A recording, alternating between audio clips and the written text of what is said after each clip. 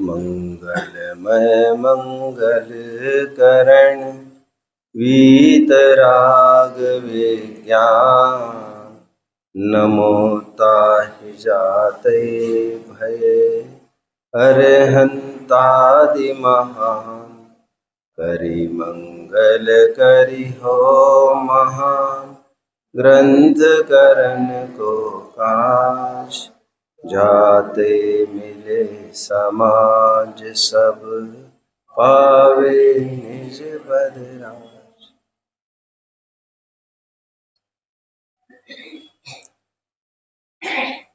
A man is known by the company he keeps. संगत ही गुण उपजे, संगत ही गुण जाय। बास फास और मिश्री एक ही भाव बिकाय। कदली सीप भुजंग मुख, स्वाति एक गुण तीन। जैसी संगति बैठी है वैसे ही फल दीन। स्वाध्याय के रसिकों, गहन गंभीर विषय में प्रवेश करने के पूर्व एक विज्ञान, एक सामान्य मनोविज्ञान को समझना बेहद जरूरी है। वह यह है कि जो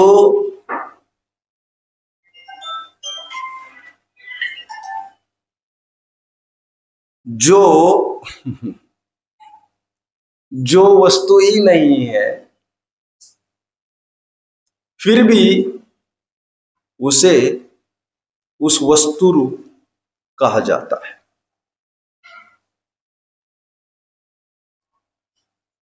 यह दगेबाजी नहीं है, एक मनोविज्ञान है। मनोविज्ञान यदि समझे तो हो तो धोखा भी सकता है आपको, लेकिन ये आपका रिस्क है। आपको धोखा हुआ तो हमारा प्रयोजन काम निकालना था, इसलिए मैं इसे मनोविज्ञान कह रहा हूं। अगेन जो वस्तु एक्स वस्तु वाई वस्तु है ही नहीं,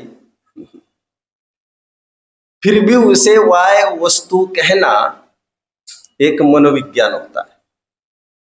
and that is not useless. वो प्रयोजन से रहित नहीं होता है, उसका कुछ प्रयोजन होता है। प्रयोजन ये होता है, एक्स ने वाई का नामकरण इसलिए करा रखा है क्योंकि या तो वाई से उसकी पहचान हो रही होगी या वाई से उसे शेल्टर प्रोटेक्शन कुछ मिलता होगा। फॉलो कर रहे हैं मुझे? फॉलो कर रहे हैं? खुलासा करने ही वाला। पत्नी लड़की विवाह उपरांत अपने आगे किसी का नाम लिखाती है। किसी का मतलब विशिष्ट एक का, परमेश्वर के रूप में सिर पर लेकर जीवन भर डोलती है। क्यों? क्योंकि सीता को राम के कारण दो चीजें मिली। एक तो आइडेंटिटी, पहचान, और दूसरा सुरक्षा कवच, शील्ड।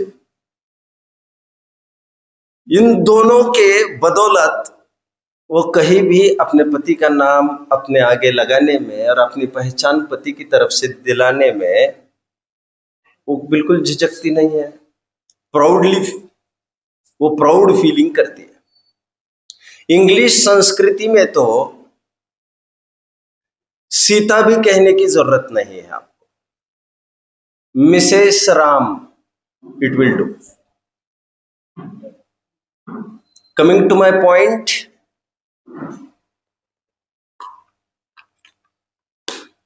इसे क्या कहते हैं?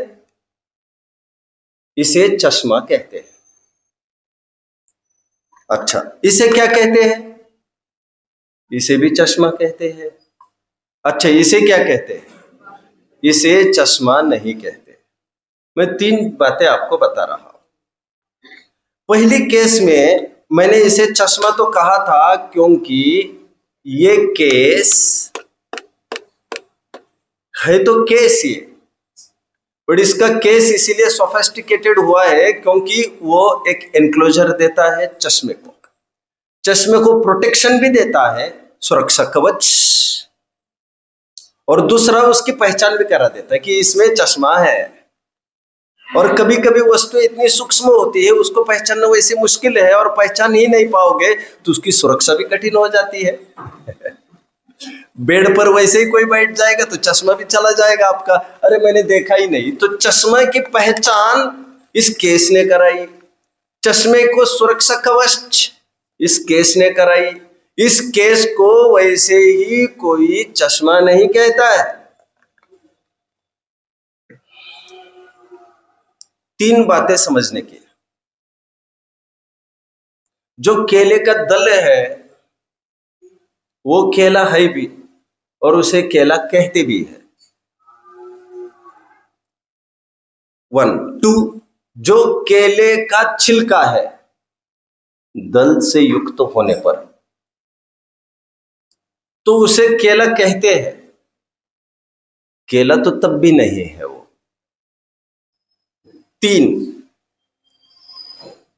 वो जो छिलका है जब दल से रहित होता है, केला तो तब भी नहीं था तो अभी क्या होगा। लेकिन आज उसे केला नामकरण भी नहीं हो सकता, उसे एक ही नामकरण है, कचरा, कूड़ा। यहां पर क्यों फेंका ये, ठिकाने जाने दो इसको। 3 चीजें मैं कह रहा हूं, 3 चीजें। दल को केला कहते भी है भी, तो छिलके को क्यों कहते हैं, प्रयोजन से रहित नहीं, पहचान भी दिला देता है वो। नेचुरल है, आर्टिफिशियल है, कच्चे है, पके है, खूब पहचान देता है, और पहचान के साथ साथ प्रोटेक्शन भी देता है। 2 चीजें होना जरूरी है तो केले का नामकरण होगा। लेकिन जब पल्प अपने अपने अस्तित्व अलग सा बनाए रखने की क्षमता रखता है, फिर छिलके का क्या काम, और फिर उसे केले का नामकरण का क्या प्रयोजन। इस मनोविज्ञान को आपको समझते आना चाहिए। खूब उदाहरण दिए जाते थे पहले, घी के घड़े के और शक्कर के डिब्बे के। घी के घड़े 2 नहीं है, उसी घड़े का निरूपण 2 प्रकार से किया जा रहा है। उसी घड़े का निरूपण कभी मिट्टी के घड़े रूप किया जाता है और कभी घी के घड़े रूप किया जाता है। घड़े 2 नहीं है और वो निरर्थक भी नहीं है। उसे जो घी का घड़ा कहा वो निरर्थक नहीं है वो कंटेंट को दिखाता है। पहला जमाना था जब घड़ों में ही घी रखे जाते थे और घड़े रोजाना बदले नहीं जाते थे,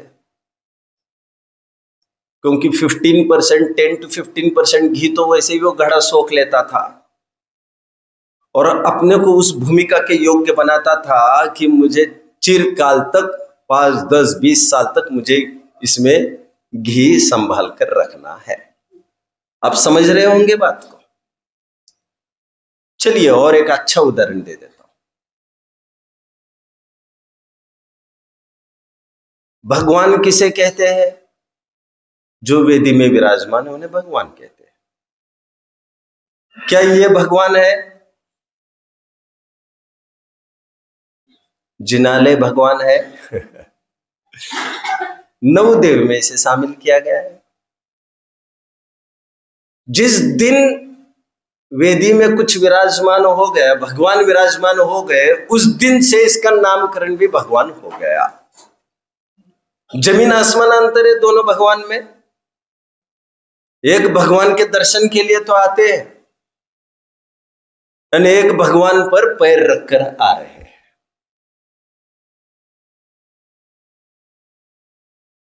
उदाहरण मात्र, 1000 टुकड़े हो जाए एक भगवान के, हमारा कुछ फर्क नहीं पड़ता है हमें उससे। मंदिर तहस नहस हो जाए और जिन बिंब सुरक्षित है तो हमारा कुछ नुकसान है? और मंदिर सुरक्षित है और जिन बिंब का थोड़ा सा नाक यहां से वहां चला जाए, हाथ कट जाए, तो वो पूजनीय मानी जाती है प्रतिमा। मतलब पूरा मंदिर तहस नहस हो जाए फर्क नहीं पड़ता, लेकिन मूर्ति में इतनी सी भी आंख में भी कुछ डिफेक्ट आ गए तो पूजनीय तो नहीं होगी, उसे ले जाओ और अपने संग्रहालय में स्थापित करो। लेकिन इस मंदिर को भी नवदेव में शामिल इसीलिए किया गया है क्योंकि ये आइडेंटिटी देता है कि मेरे में भगवान विराजमान है, और प्रोटेक्शन भी देता है बराबर। इस प्रकार अभी तक हमने ये देखा कि जो वस्तु है ही नहीं उसे वैसा नामकरण करने का एक मनोविज्ञान है।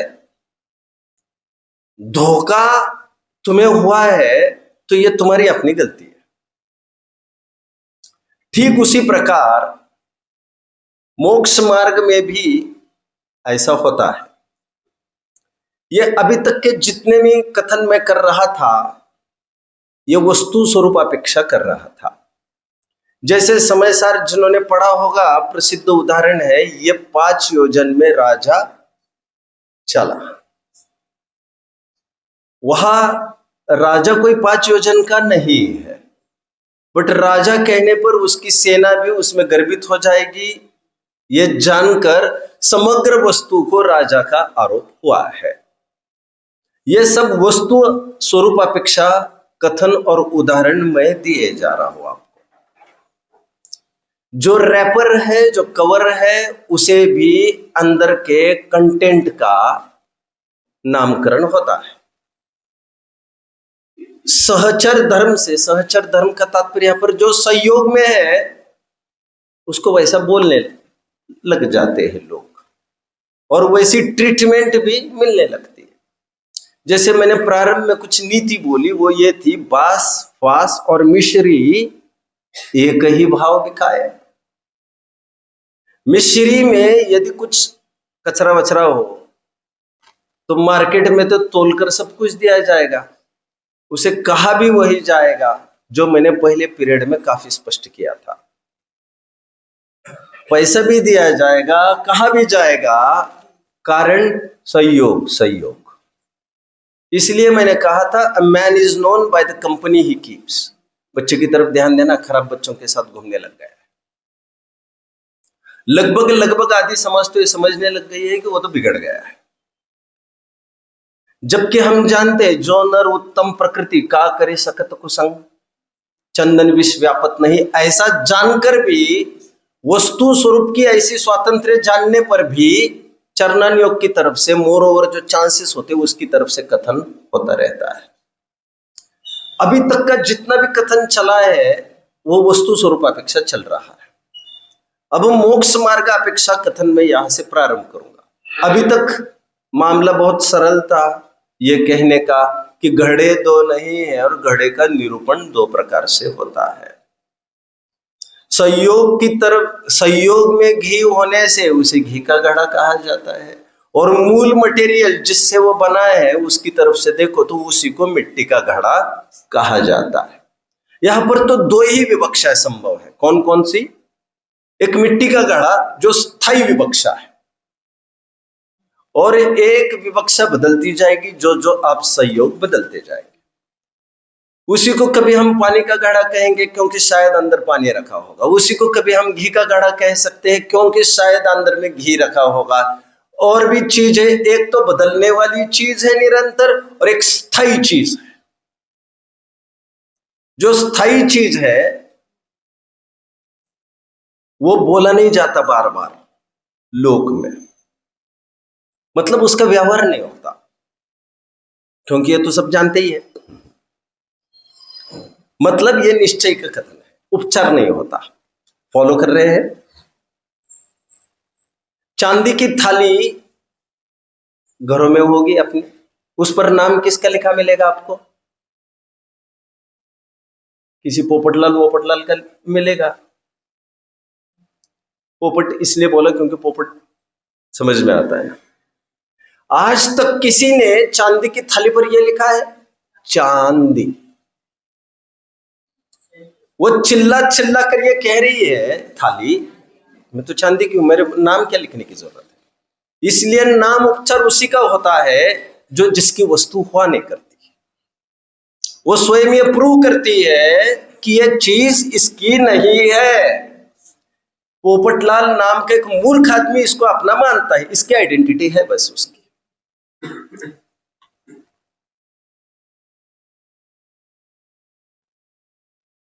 बच्चा अपने आगे किसका नाम लिखाता है? बाप का। क्यों लिखाता है? क्योंकि बाप का कोई भरोसा नहीं है, कभी भी छोड़ के जा सकता है। मां तो बच्चों को कभी भी छोड़ के नहीं जा सकती।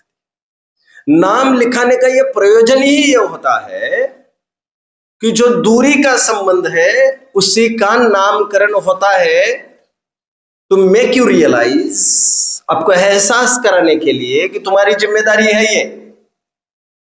जिसको एहसास कराने की जरूरत नहीं उसकी आइडेंटिटी थोड़ी बताई जाती है कभी। आदि आदि आदि। और कल पोपटलाल उसे बेचेगा तो दूसरा कोई लाल और खरीदेगा तो नाम वही मिटाया जाएगा, फिर दूसरा नाम आ जाएगा। जिसे भरत चक्रवर्ती पर यह आफत आ पड़ी थी। अभी तक मैं दो ही बातें कह रहा हूं, मतलब दोनों तरफ से वस्तु का कथन हो सकता है, दो प्रकार से। एक तो संयोग की तरफ से और एक मूल वस्तु की तरफ से। बट अभी मोक्ष मार्ग का प्रकरण चालू होगा, उसमें ऐसा नहीं होने वाला है।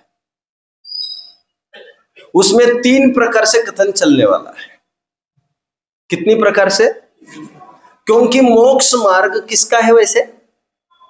मूल वस्तु क्या है? आत्मा। तो मूल मोक्ष मार्ग है। थोड़ी देर के लिए मैं बोल देता हूं यहां पर, संवर निर्जरा ये मोक्ष मार्ग है। लेकिन मोक्ष मार्ग ऐसा नामकरण दो को नहीं दिया जाने वाला है, अभी तीन को दिया जाने वाला है। किसे किसे दिया जाएगा? गेस। तीन चीजें गेस। वे तीन कौन से जिन्होंने मोक्ष मार्ग का नामकरण दिया जा सकता है?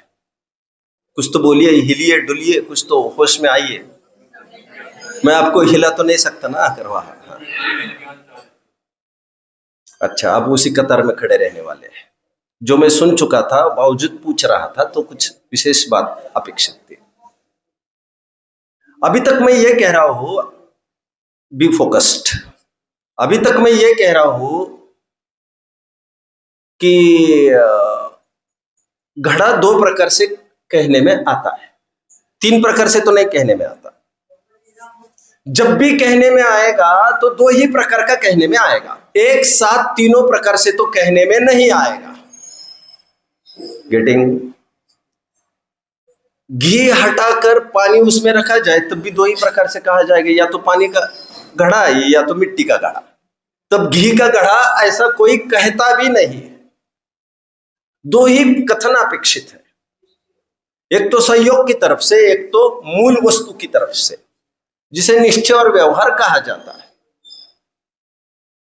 दो ही प्रकार के कथन संभव है, बट मोक्ष मार्ग में ऐसा नहीं होता। वस्तु स्वरूप में इसका, वस्तु स्वरूप अपेक्षा, अगेन फिर से मैं बैकफुट पर आया हूं। वस्तु स्वरूप अपेक्षा इसका कथन कैसे होगा? जीव ज्ञान दर्शन वाला है और जीव पंचेंद्रिय है, अथवा जीव ज्ञान दर्शन वाला है और जीव तरस है। जीव ज्ञान दर्शन वाले और जीव काला गोरा आदि है। दो प्रकार से ही उसका नामकरण, कथनी दो प्रकार से ही संभव है, निरूपण दो प्रकार से ही संभव है वस्तु स्वरूप में। बट मोक्ष मार्ग में ऐसा नहीं होता। मैं ये कह रहा हूं, मोक्ष मार्ग में तीनों को मोक्ष मार्ग कहते हैं। एक तो जो रत्नत्रय है अंदर का, जो मूल मोक्ष मार्ग है, उसे तो रत्नत्रय कहते ही है। लेकिन और दो चीजों को मोक्ष मार्ग कहते हैं। वे दो चीजें कौन कौन सी है?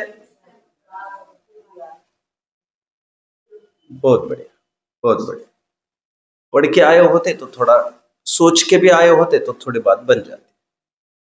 अभी मामला थोड़ा पेचीदा होने वाला है, क्योंकि मोक्ष मार्ग रत्नत्रय रूप आत्म परिणति का नाम तो है ही, क्योंकि वो तो मूल वस्तु ही है।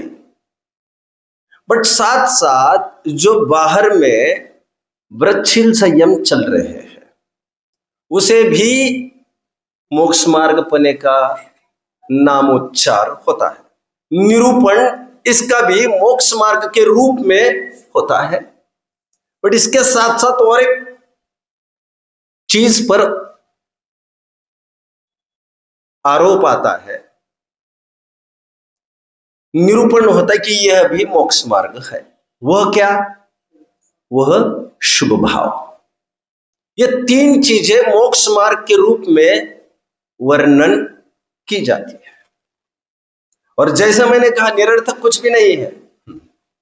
या तो पहचान दिलाए या तो सुरक्षा करे, और अच्छा होगा यदि दोनों काम करे तो। क्या?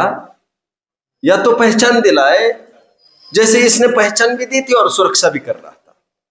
पति ने पहचान भी दी थी और सुरक्षा भी कर रहा था। वस्तु स्वरूप में तो दोनों बातें होती है। उदाहरण बहुत प्रसिद्ध है, सुना होगा, परम भाव प्रकाशक नए चक्र में निरंतर आया है।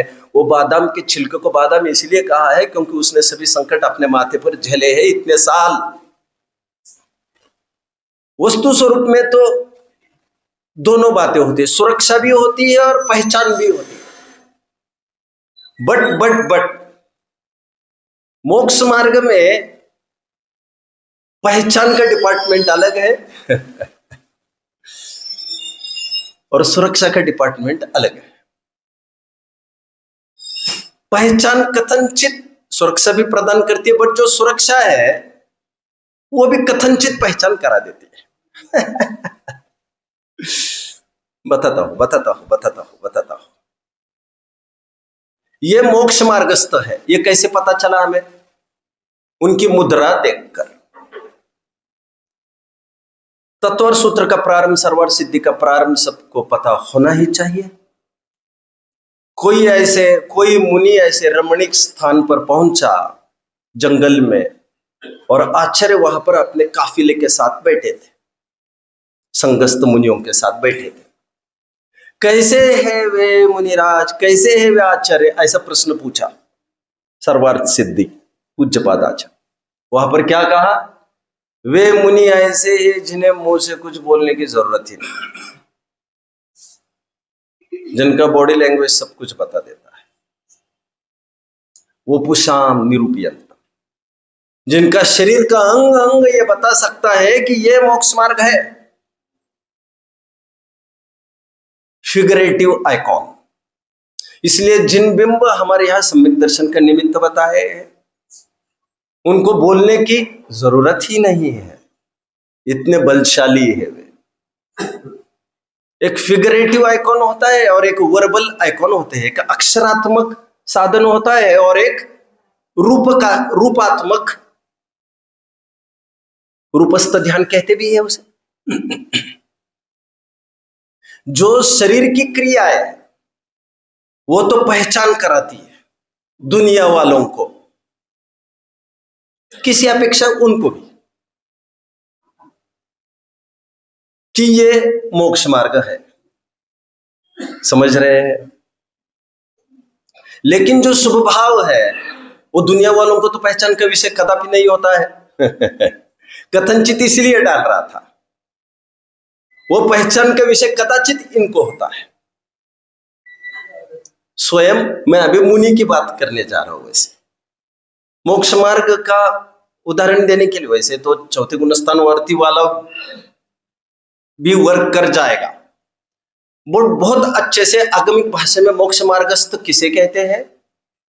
मुनियों को कहते हैं। मुनियों को घबराना नहीं चाहिए। हालांकि छेड़ाला में हम पढ़ के आए क्या? तीनों शिवमकचारी, जगन कहे अविरत समदृष्टि, और ये भी कह रहे हैं कि तीनों शिवमकचारी। अब इसमें कोई बात नहीं है बड़ी, बट आगम के जितने भी ग्रंथ आप पढ़ेंगे, सरप्राइजिंगली आप ये पाएंगे कि मोक्ष मार्गस्थ ऐसा विरुद्ध मुनियों को ही होता है। इसलिए तत्वर सूत्र के तत्वर सार टीका के प्रारंभ में ही लिखा, प्रश्न पूछा शंकर ने, मोक्ष मार्ग कब से प्रारंभ होता है? तो उत्तर मिला 6वें 7वें गुणस्थान से। टोडरमल जी को भी पढ़ लेना चाहिए, शायद 311, 313 एंड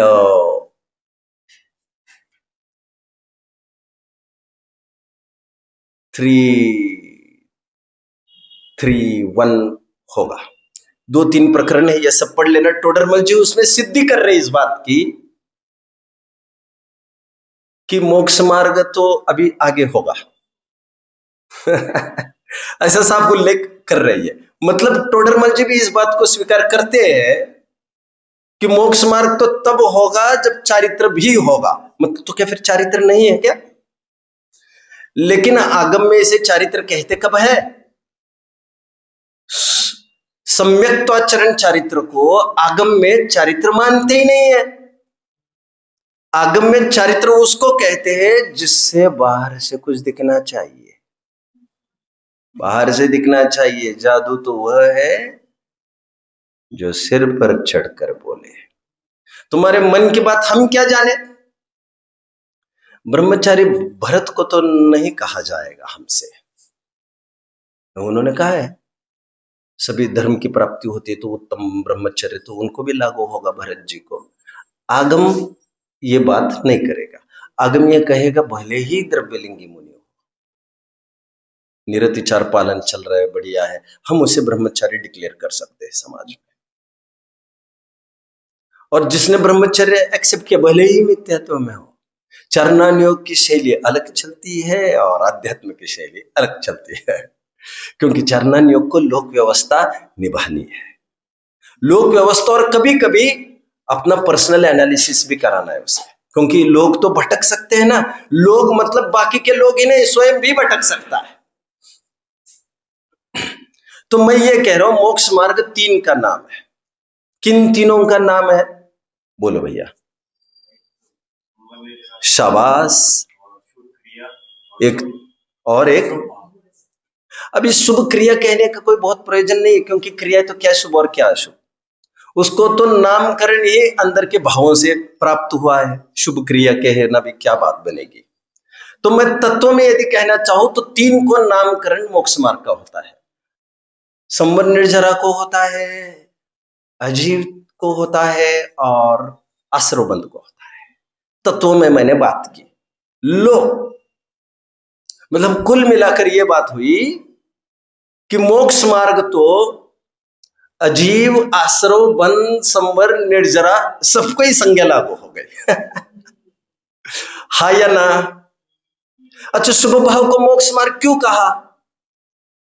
शरीर की क्रिया को तो मोक्ष मार्ग कहा, उन्हें क्यों कहा था? आइडेंटिटी, पहचान, और कथनचित रक्षा में भी कारगर है। आइए थोड़ा साइट कर देता हूं आपको। अष्टपहुड़ तो पढ़ा ही होगा आप लोगों ने। उसमें एक बहुत अच्छी चीज लिखी है, निपिच्छिन्नत्थि निब्बाणम। ये तो जानते ही होंगे, ये भी नहीं जानते, कोई बात। क्या क्या लिखा है? एक बहुत प्रसिद्ध सूत्र है, निपिच्छिन्नत्थि निब्बाणम। पीछे के बिना निर्वाण नहीं होगा। कैसा कथन है भैया ये है? तुम तो ये बोलते रत्नत्रय से इनके बिना निर्वाण नहीं होगा। टोडरमल जी एनालिसिस कर करके थक गए। अगेन वही पेज देख लेने चाहिए, 309, वो वही प्रकरण, पुरुषार्थ से मोक्ष की प्राप्ति का प्रकरण, 313 के प्रकरण, जिसमें अनेक कारणों की मीमांसा की है और नियामक कारण को उजागर किया है। ठीक है होगा। मैं तो अनुमान कह रहा हूं, तो 1-2 यहाँ वहां आपको थोड़ा मेहनत का काम दिए जा रहा हूं। और एग्जैक्टली चाहे तो तुम्हें तो खोल के दिखा सकता हूँ, but why I spare my time in these things now. इतनी मेहनत तो आप करेंगे। क्या कहा कुंद आचार्य देव ने? प्लीज, पीछे के बिना निर्वाण नहीं होता।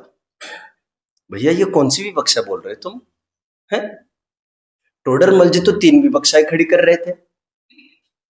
कौन कौन सी? एक तो रत्नत्रय की, एक उपवास आदि की, और एक नग्नता की। समझ रहे होंगे समझदार। कितने जन फॉलो कर रहे हैं मुझे? मजा तो तब आता है जब, भैया ऐसे थोड़ी कहेंगे इतने साल लगे हैं, हम इतने सालों से आ रहे हैं, कि मैं ये बोलूं क्या काय के लिए आ रहे हैं, तो आपको ये भी अच्छा नहीं लगेगा, आपको लगेगा उद्दंड है ये, बहुत स्वयं को कुछ समझते हैं। रखो भैया, सुरक्षित रखो अपनी अपनी अमानत। अमानत ही तो समझते हो मिथ्यात्व को, क्या करें। देखो, तीन पॉसिबिलिटीज खड़ी की है पंडित जी ने वहां पर मोक्ष मार्ग के रूप में।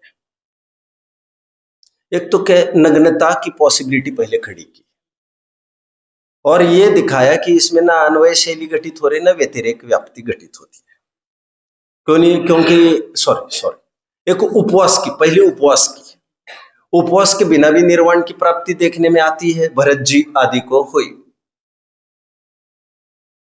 और उपवास लेकर भी खूब भ्रमण कर रहे हैं, अभव्य बनकर भी खूब उपवास करते हैं, मतलब दोनों व्याप्तियां दूषित है। अतः उपवास ये जो लक्षण बनाया है हमने, ये लक्षणाभास है, मोक्ष मार्ग का खरा लक्षण नहीं है, उसको किनारा कर दिया। दूसरी पॉसिबिलिटी क्या खड़ी की थी पंडित जी ने? हाँ, नग्नता, नग्नता, बोलो बोलो बोलो बोलो। दूसरी पॉसिबिलिटी में पंडित जी ये बोल रहे थे कि उपवास जितना लचर और कमजोर चिन्ह तो ये नहीं है, क्योंकि नग्नता होने के बावजूद भी निर्वाण न हो, मोक्ष मार्ग न हो, जैसे द्रव्यलिंगी मुनि हुआ करते, ये तो होता ही है, परंतु नग्नता के बिना कोई मुक्त हुआ हो ऐसा नहीं होता, ऐसा नहीं होता। बुद्धिपूर्वक नग्नता तो उसको अंगीकार करनी ही पड़ती है। फिर बाद में कोई उपसर्ग वगैरह की दशा कुछ बन जाए तो दैट इज नॉट बुद्धिपूर्वक। तो इसमें एक व्याप्ति तो घटित होती है, व्यतिरेक व्याप्ति।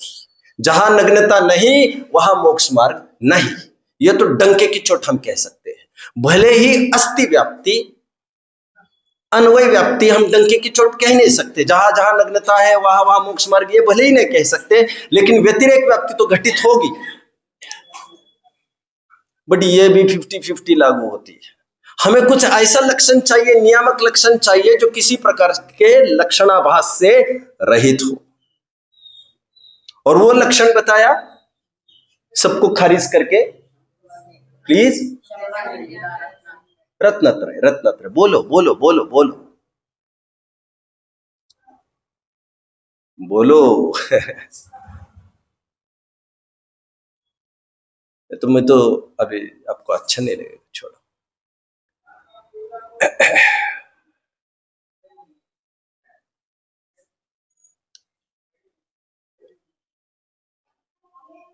इन तीनों पॉसिबिलिटीज को, इन तीनों लक्षणाभासों को, सॉरी, इन दोनों लक्षणाभासों को, एक उपवास आदि था और एक नग्नता थी, उन दोनों का हटाकर रत्नत्रय को प्लेस किया उन्होंने, क्योंकि इसमें अन्वय व्यतिरेक किसी भी प्रकार से लक्षणाभास रूप दूषण नहीं आता है। और इसीलिए पुरुषार्थ सिद्धि उपाय में बहुत सुंदर लाइन है एक, रत्नत्रय ही मोक्ष मार्ग है और रत्नत्रय मोक्ष मार्ग ही है। दो लाइंस कौन सी बोली? रत्नत्रय ही मोक्ष मार्ग है मतलब शुभ भाव आदि नहीं, और रत्नत्रय मोक्ष मार्ग ही है मतलब देवादि के आश्रय का कारण नहीं। सम्यक त्वंच कहकर धोखे में मत आओ। घी ने जलाया है कहीं से सुनकर ये तो मत कहो कि घी ने जलाया, जलाया होगा घी के साथ इंटीमेट रूप से रहने वाली अग्नि ने, तो तुम तो सीधे मुंह ये बोलो कि आग ने जलाया है। जितनी भी रोटियां सिकती है वे तवे भवे पर नहीं सिकती, मुफ्त में कोई सिलेंडर नहीं भरा रहा है रोज महीने महीने में, तवे पर नहीं, वे आग से परिणमित लोहा आग का गोला है। और सहचर धर्म ऐसे चलते रहते। आप मेरे प्रकरण समझ रहे हैं, हाँ या ना? But you are not feeling cherished, उत्साह नहीं आ रहा है आपको। अब कभी आते कभी नहीं आते हैं, कोई खास वजह? ठीक।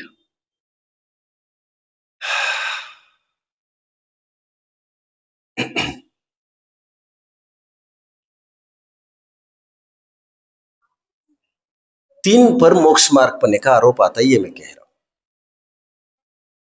एक शरीर की क्रिया पर मोक्ष मार्ग का आरोप आता है, क्योंकि वो आपका परिचायक है, वो तो समाज के लिए परिचायक है, किसी अपेक्षा तुम्हें भी कभी कभी, क्योंकि तुम भी स्थूल दृष्टि के हो, तुम केवल ज्ञानी नहीं हो।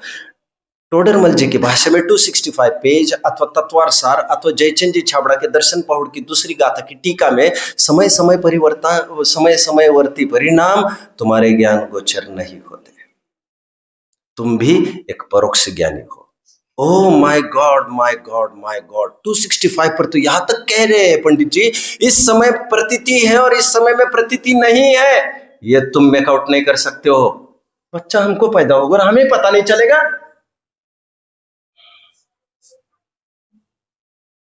तुम बाद में आकर मिलना, केस गंभीर है तुम्हारा।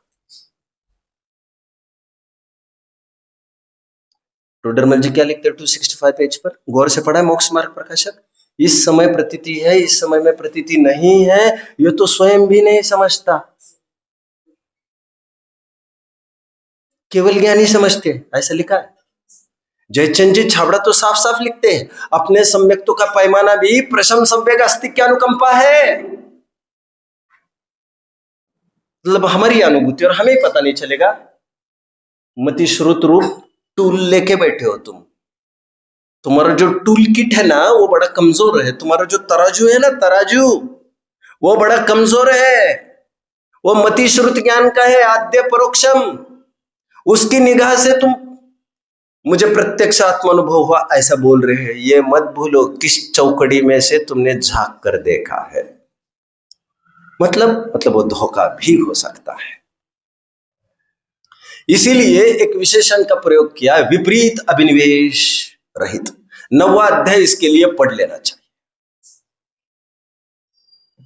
बच्चों के लिए, युवाओं के लिए तो टोटली कक्षा तो रात में ही चला रहा हूं मैं यहां पर टेक्निकल एनालिसिस मैं कर रहा हूं। स्वाध्याय के प्रेमियों को, आत्मकल्याण के वांछकों को चाहिए कि वे थोड़ा व्यामोह छोड़े सरलता का। कहीं कहीं ये नीड हो जाती है कि इन कंसेप्ट को समझना जरूरी है, और आज नहीं समझेंगे तो कब समझेंगे।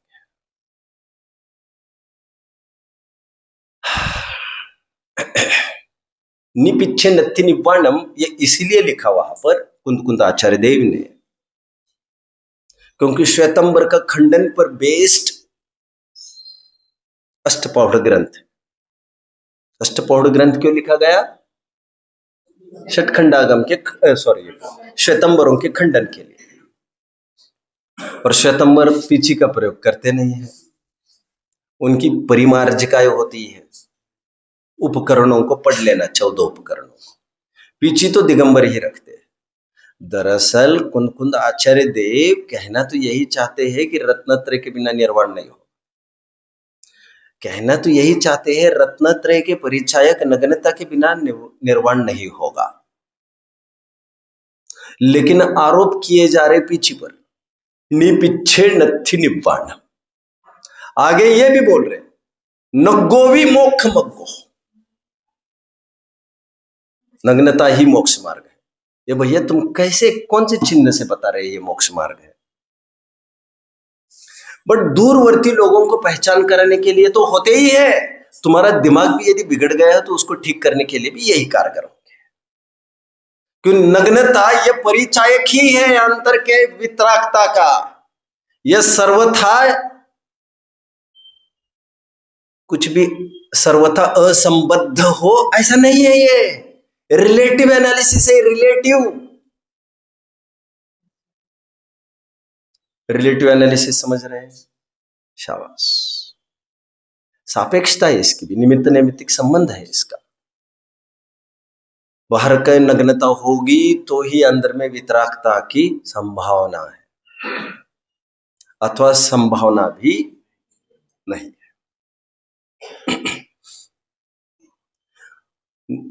बाहर के एक्टिविटी को भी 28 मूल गुण को, नग्नता तो एक प्रतिनिधि, 28 मूल गुण का एक प्रतिनिधि नग्नता है नग्नता ही सब कुछ नहीं है, धोखे में हो तुम, धोखे में हो। अभी अच्छे अच्छे विद्वान भी जिन्हें अपने मिशन के कहे जाते हैं, वे भी कुछ हैरानी करने वाली बात करने लग गए थे। मैं वैसे समाज के बहुत पेश में नहीं रहता हूँ, ना किसी ग्रुप में जुड़ा रहता हूँ, ना कुछ, लेकिन किसी बहाने मुझे एक ग्रुप में जोड़ा गया था।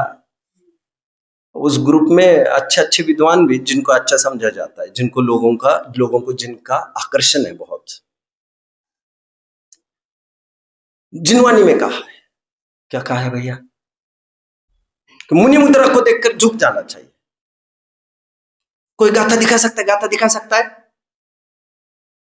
फटाफट उनकी रुचि के कोई विद्वान और फटाफट गाथा भी कोट किए जा रहे। काय को धूल झोंक रहे यार समाज की आंखों में। क्योंकि मुनि मुद्रा मतलब क्या, ये भी तो तुम्हें ही स्पष्ट करना पड़ेगा ना। मतलब नग्नता ये मुनि मुद्रा, ये तुम्हें कहा किसने? वहां पर नग्नता तो नहीं लिखा था, हाँ ऐसे तो नहीं लिखा है। नग्नता एक परिचायक है, परिचायक, क्योंकि वो मोटा मोटा लक्षण है। क्योंकि सोएंगे तो कभी कभी, मुनिराज सोएंगे तो कभी कभी, जो तुम देख सको, हाँ उबड़ खाबड़ जमीन पर तो सोए, करवट पर तो सोए हैं, कुछ कुछ सो रहे हैं, उसके लिए तुम्हें सोते हुए देखना पड़ेगा, विच इज हाईली इम्पॉसिबल। हाँ वो भोजन तो ऐसे कर रहे थे, that is also highly impossible. भोजन तो कभी कभार करेंगे, हाँ या ना? चलेंगे भी कभी कभार, मान के चल रहा हूं मैं दिन में 2-3 घंटा, बट नग्नता तो सदा काल बरकरार है ना, इसलिए प्रतिनिधि उसको बनाया। लेकिन नग्नता ही सब कुछ नहीं है। लेकिन श्वेतांबरों के लिए इतना चिन्ह पर्याप्त है हमारा, क्योंकि श्वेतांबर के मुनि ईर्या समिति तो मानते हैं, बाकी सब समितियां भी मानते हैं, वे नग्नता में ही चक्कर है हमारा। इसलिए ये प्रसिद्ध किया मैंने कि नग्गो भी मोक्ष मग्गो, नग्नता ही मोक्ष मार्ग है। पर नग्नता कोई मोक्ष मार्ग नहीं है। द्रव्य ने शैल नग्गा, नारे तिरे शैल संगाया। द्रव्य से तो सभी नग्न होते, तिर्यंश भी रहते हैं, नग्न ही रहते हैं, वे नारकी भी रहते हैं। प्रसंग अनुसार मनुष्य भी नग्न देखने में आता है। द्रव्य नग्नता से काम नहीं होता, भाव नग्नता के बिना द्रव्य नग्नता बेकार है।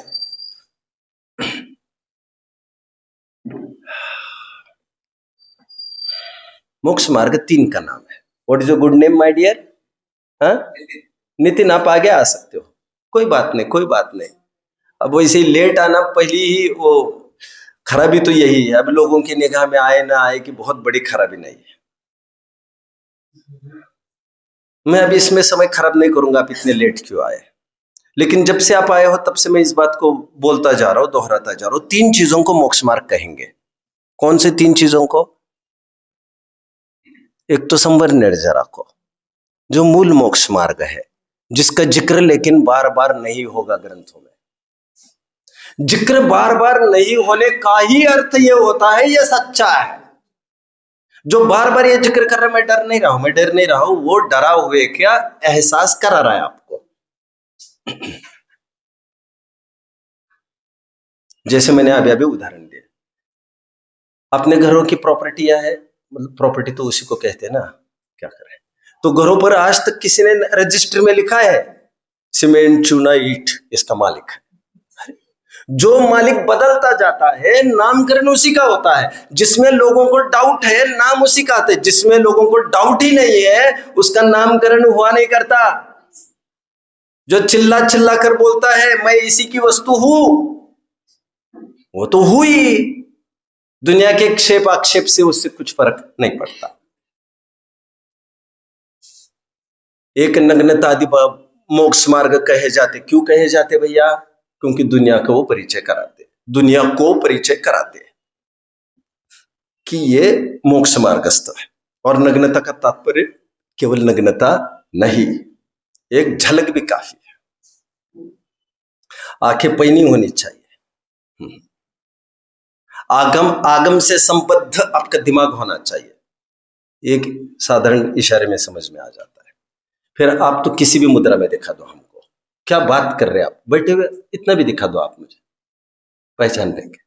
वो कौन से नियत चिन्ह जरा बता पाएंगे? पढ़ो, ये विद्या उधार दी ली नहीं जाती। जैसे मैंने कल कहा, यदि दी जाती तो मैं आपके घर भेज देता। इतना भी कष्ट क्यों कराता आपको? क्योंकि मैं तो लोकोपकारी हूं, मैं तो सबको यही ज्ञान कराना चाहता हूं, इस बात को चिल्ला चिल्ला कर। बट क्या कर सकते हैं, बाप अपने बेटे को प्रॉपर्टी तो लिख कर जा सकता है, दिमाग नहीं देकर जा सकता। विवेक ही ऐसी चीज है जिसका ट्रांजैक्शन हो नहीं सकता, वो तुम्हें डेवलप करना पड़ेगा। और अच्छा है, डेवलप करने का मजा भी कुछ और है। जो दूसरों से मिली है उस चीज का मजा होता भी नहीं है, आनंद होता भी नहीं है। इसलिए ज्ञान को समाधान कारक कहा। मुनि मुद्रा को मोक्ष मार्ग कहा। मोक्ष मार्ग और किसको कह रहे हैं? उस जो मुनि मुद्रा हुई 28 मूल गुण पालन करने के शुभ भाव को भी मोक्ष मार्ग कहा है। अच्छा, इसे क्यों कहा? यह कोई परिचायक चिन्ह भी नहीं है, क्योंकि दुनिया आपके भाव पढ़ सकती नहीं, और तुम पढ़ सकते हो, कथनचित पढ़ सकते हो, कथनचित। तो इसे क्यों मोक्ष मार्ग कहा? प्लीज कोई भी उत्तर दीजिए जल्दी। हाँ, क्योंकि ये सुरक्षा देती है। आपकी बात तो सही है, बट मैं लोकल भाषा में बात कर रहा हूं, और मैं बार बार कह रहा हूं, नामकरण होने के लिए या तो दोनों चीजें जरूरी है, या दोनों में से एक। या तो सुरक्षा देना चाहिए या आइडेंटिटी देनी चाहिए, और दोनों दे तो और अच्छा। बट शुभ भाव आइडेंटिटी तो कम देती है, बट सुरक्षा कवच यही है। तुम्हारे हालत को संभालने के लिए वे शुभ भाव अच्छे हैं। प्रवचन सार में का अच्छा प्रकरण चल रहा था, वहां पर निश्चय और व्यवहार की मैत्री का प्रकरण चल रहा था, द्रव्यलिंग और भावलिंग की मैत्री का प्रकरण चल रहा था। मुनिराज को आज किसी से यह पता चला, पहली बार सुना उन्होंने, ये जो 28 मूल गुण पालन करने के जो मैं भाव किए जा रहा हूं, ये तो सब आश्रय के कारण है। मेरे से इतना अनर्थ होता रहा, ये तो लेप के कारण है। लेप मूल शब्द है वहां। लेप आवरण, ज्ञान आवरण आदि प्रतिनिधि के रूप में कर्मों को लेप कह दिया। समझ रहे हैं? कर्मों के रूप में वैसे तो दो ही आवरण रूप है, बाकी के आवरण रूप नहीं है, बट प्रतिनिधि के रूप में यह सब आवरण के रूप में ले लिया। लेप लेप। मुनिराज को क्या फियर हुआ? ये भय हुआ मुनिराज को, जो 28 मूल गुण पालन करने के मैं भाव कर रहा हूं, ये तो लेप के कारण है, आश्रयबंध कराएंगे। तो बेसब्री से वो ये कहने लग गया आचार्य के पास जाकर, आज मुझे पता चला ये सब आश्रयबंध के कारण है, आज के बाद मैं इन भावों को नहीं करूंगा, मेरा एप्लीकेशन एक्सेप्ट करें। दीक्षा छेद कर रहा हूं। एप्लीकेशन एक्सेप्ट क्यों नहीं हो रहा मेरा? तुम जाने कहा वाले हो, इसके बाद ये हमें बता दो जरा। उन्हीं गलियों में जाओगे जहां पर तुम्हें मना रहे थे और तुम उनको छोड़ के आए थे। अभी धक्के मारेंगे, वे लोग तुम्हें दिखेंगे भी नहीं वहां पर, तुम वही जाकर बैठना चाह रहे हो अभी फिर से। आचार्य देव वहां पर समाधान कहते हैं, लेप तो होगा, लेप तो है, लेप तो है, बट ध्यान से सुन, बहुलेप से अल्पलेप भला है। तुम इस समय में ये शुभ भाव नहीं करोगे ना, तो गाड़ी क्रैश हो जाएगी, एक डाउनफॉल चालू होगा, क्योंकि तुम्हारी स्थिति तो ऐसी है नहीं कि अभी शुद्ध उपयोग की प्राप्ति करे। तुम ये भी नहीं करोगे तो धड़ाम हो जाएगी गाड़ी, धड़ाम, और तुम पाओगे फिर गृहस्थी में तुम बसे हो। वो माघनंदी याद आ रहे ना आपको? फिर घड़ा ठोकने लग गए थे, वैसी तुम्हारी हालत हो जाएगी फिर से। प्रवचन सार की 201 नंबर की गाथा तो अति प्रसिद्ध है। विदाई की बेला चल रही है, वहां पर दीक्षा के लिए उद्यत हुआ है दीक्षार्थी, और उसके डायलॉग्स आप सबको याद होंगे। वहां पर बहुत सुंदर वचन बताए हैं। हे निशंकित, निकांक्षित, निर्विचिकित्सा, उपगोहन, स्थितिकरण, प्रभावना, वात्सल्य आदि सम्यक दर्शन के 8 अंग मैं तुम्हें तब तक अंगीकार करता हूं जब तक तुम्हारे प्रसाद से मुझे शुद्ध उपयोग की प्राप्ति न हो। Underline the word. मैं किस शब्द की तरफ संकेत है अभी? प्रसाद, प्रसाद। प्रसाद क्यों अंडरलाइन करा रहा हूं मैं? प्रोटेक्शन, प्रोटेक्शन, कवच, कवच।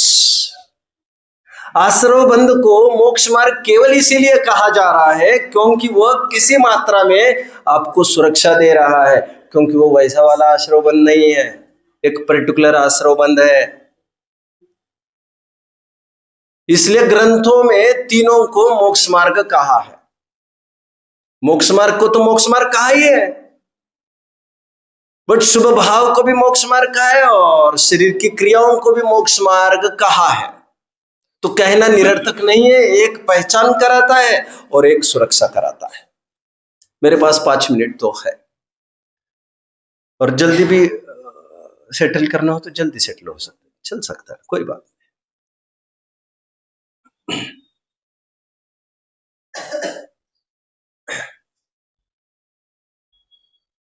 एक विवाहिता के, एक शादीशुदा लड़की के, अभी लड़की तो रही नहीं है, वो ऋजु सूत्र नहीं से तो जो शादीशुदा है वो लड़की नहीं है और जो लड़की है वो शादीशुदा नहीं है। लेकिन नहीं गम नहीं, ये सब स्वीकार कर लेता है, मुझे उलझाओ मत अभी तुम लोग। एक शादीशुदा महिला का क्या चिन्ह है? प्लीज, हाँ, पार्डन? अरे बोलो मत, ये भी बोलवाओगे क्या? ये भी बोलवाओगे? और चूकने दो ना, मैं हूं सामने, कुछ हो जाएगा, चूकने दो, चूकने दो। सिंदूर, सिंदूर सुना, आगे बोलो कुछ। हाँ, बिछिया, ठीक है, ठीक है। अब मेरे पास जो मैं क्राइटेरिया लेके बैठा हूं उसमें ये क्राइटेरिया बन नहीं रहा है। एनीवे, मैं कुछ अच्छी बात कह रहा हूं, ध्यान से सुनिएगा अभी।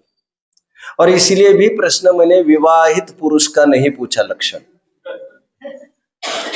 क्योंकि उस मक्कर के तो कोई लक्षण ही नहीं है।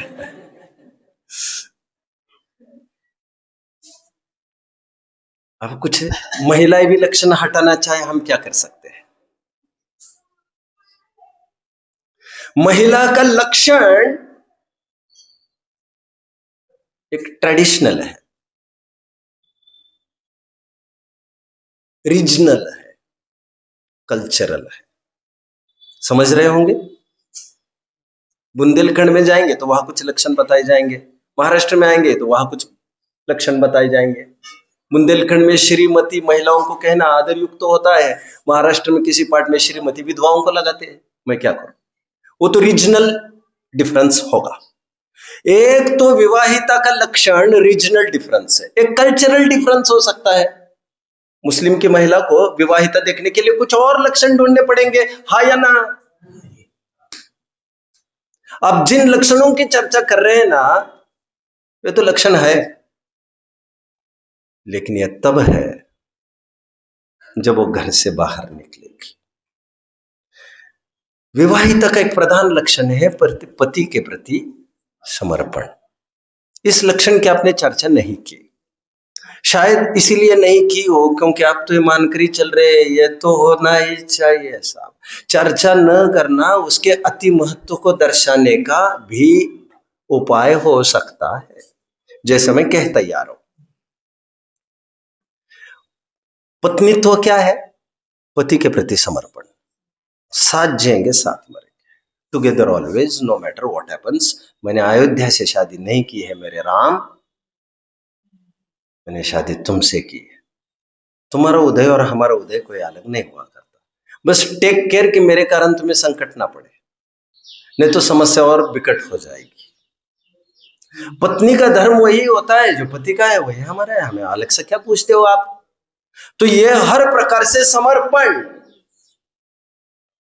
पति को, अब पत्नी को कुछ पूछने जाओगे तो कहते अभी वे घर पर नहीं है, तो आने के बाद हम बता देंगे। अरे ये तो आप ही डिसाइड करेंगे। नहीं, वे ही डिसाइड करेंगे। अभी भी गुलाम बने हो आप, जो सॉरी पति के। नहीं, ये हमारा समर्पण है। और समर्पण को गुलामी का बहाना पहनाया जा सकता है, कभी गुलामी को समर्पण का बहाना पहनाया जा सकता है। पहनाने वाले तो तुम हम ही हो। एक लक्षण विवाहिता का बहुत जरूरी है, पति के प्रति समर्पण।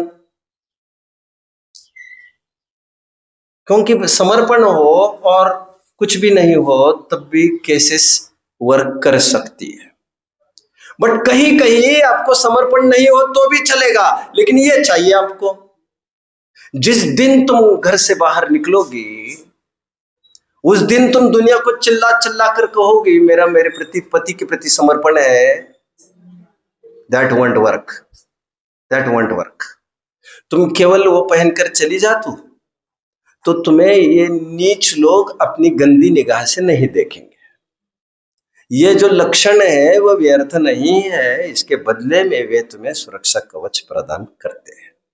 इसलिए विवाहित होने के जितने लक्षण तुम्हारे पास हो सकते हैं, एड ऑन विद देम, तुम उनसे समृद्ध हो जाओ, क्योंकि तुम घर से बाहर निकल रही हो। काश घर के अंदर होती तो मंगलसूत्र होना ना होना, बिंदी लगाना ना न लगाना, बिछुड़ी होना ना होना, पायल होना ना होना, कोई मायने नहीं रखता। और घर में तुम और हम ही तो नहीं है, और भी बहू बिटिया है। कितने जन समझ रहे मेरी बात को? जब भी जीव स्वरूप से बाहर निकलता है तो तुम्हें 28 मूलगुण की जरूरत पड़ेगी, वो तुम्हें सुरक्षा प्रदान करेंगे। काश तुम होते बाहुबली जैसे एक एक साल एक ठिकाने खड़े रहते तो हम ये भी ना पूछते कि तुम केस लॉन्च कर रहे हो कि नहीं। जो बोल ही नहीं रहा है उसकी भाषा समिति क्या देखेंगे, जो खा ही नहीं रहा है उसकी एशना समिति क्या देखेंगे, जो चल ही नहीं रहा है उसकी एरिया समिति क्या देखेंगे। ये शर्तें तब लागू होती है जब तुम घर छोड़ते हो अपना। घर में रहने वालों के लिए कोई शर्तें नहीं हुआ करती, और तुम्हें पता होना चाहिए तुम घर में है इतना काफी होता है। सुरक्षा प्रदान करती है। ये मंगलसूत्र वगैरह सर्वथा सिंदूर आदि निरर्थक नहीं है, बाहर का द्रव्यलिंगत्व निरर्थक नहीं है, सर्वथा सुरक्षा प्रदान करता है। इसीलिए इसे एंड टाइटल किया ये मोक्ष मार्ग के रूप में। और जैसे मैंने अभी कुन स्वामी की निपिच्छनत्ति निब्बाणम नग्गो विमोक्ष मग्गो, स्वयं वे कहते जा रहे हैं। और शुभ भाव भी क्यों कहा जा रहा है, शुभ भाव को भी मोक्ष मार्ग, क्योंकि वह पुश देता है, ध्यान रखता है कि कहीं तुम्हारा भटक न जाए। यद्यपि वे शुभ भाव है लेकिन इसी के प्रसाद से शुद्धोपयोग होगा।